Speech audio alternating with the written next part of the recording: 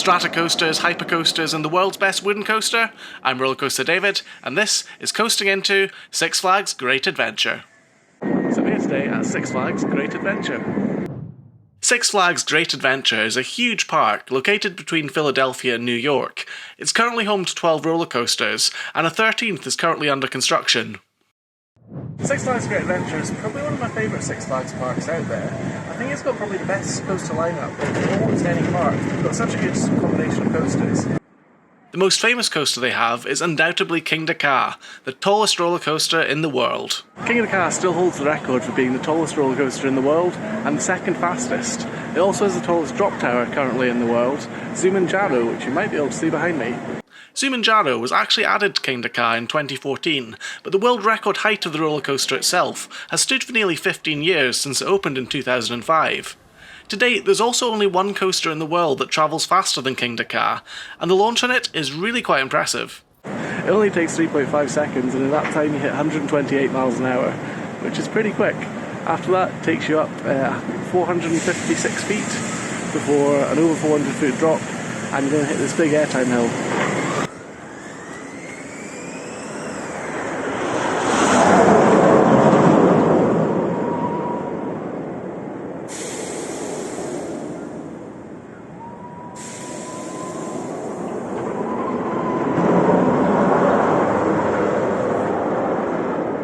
The experience of wind blasting in your face as you accelerate is simply incredible, and if you're lucky, you'll get airtime right over the top before you take that twisted vertical drop downwards and feel some strong positive G in the pull-out at the bottom.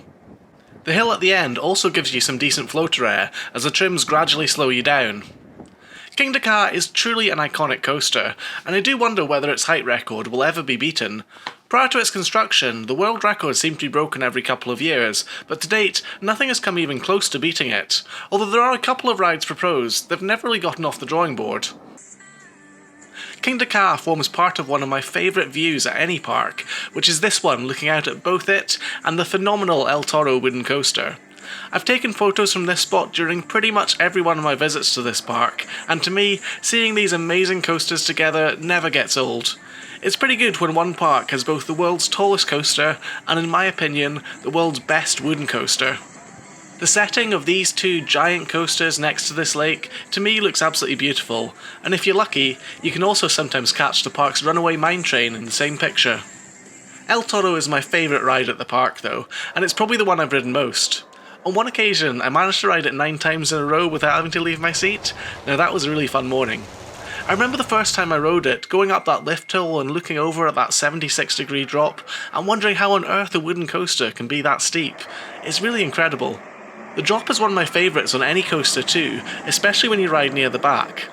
The way it takes a corner with the little bit of speed before the drop really sends you flying out of your seats as you go over the edge, and it almost feels like there's a second kick during the drop that catapults you even further. After the drop comes some of the best airtime hills on any coaster too, with each one of them delivering powerful sustained ejector air that feels amazing and is accompanied by the delightful sound of the train's upstop wheels on the track. This is the sound of airtime, and the sound of many happy riders.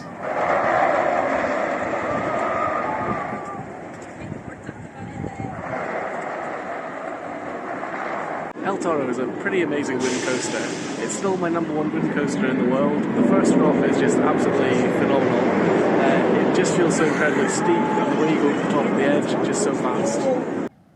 Toro is now the only wooden coaster at Six Flags Great Adventure, although if you look closely you can actually find the remnants of one of their former coasters nearby. One thing spotting Great Adventure is just behind me here. There's a seemingly random bit of roller coaster track. It's actually from a coaster that used to be here called Rolling Thunder. It used to be a big wooden racing coaster, but sadly it was removed before I got a chance to ride it.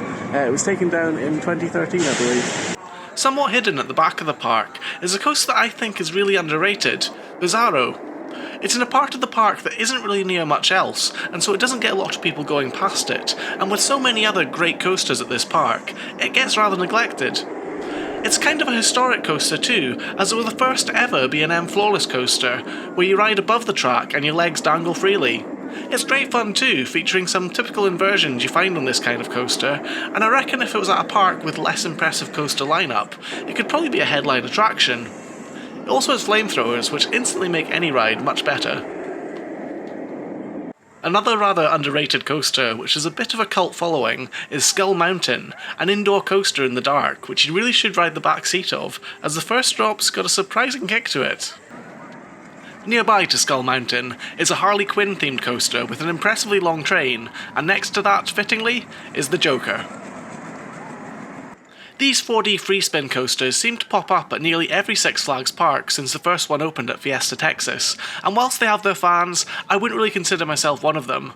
The seats in these coasters rotate freely, but there's also magnetic kickers that flip you placed at different points on the track, which makes the ride a bit less predictable. On a typical one of these rides at Six Flags, you may experience 2 to 4 inversions. However, there is a much more insane version of this coaster in Japan that I rode, which flipped me 11 times, and after that, all these Joker clones at Six Flags parks just seem a bit tame. Coasters aren't the only thing at Six Flags Great Adventure though. The newest attraction at the park is Wonder Woman Lasso of Truth, a Giga Discovery that's the joint tallest pendulum ride in the world. Along with this, you also have Cyborg Cyberspin, an incredibly complicated looking ride that was much less intense than I expected it to be when I rode it.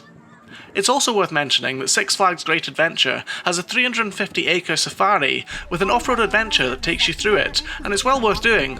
There's a decent variety of animals in large enclosures, and the guides on board your safari truck are quite entertaining and tell you interesting facts about the animals.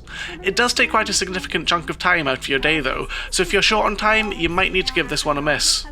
Back to coasters, the park has not one but 2 rides themed to Batman, The Dark Knight and Batman the Ride.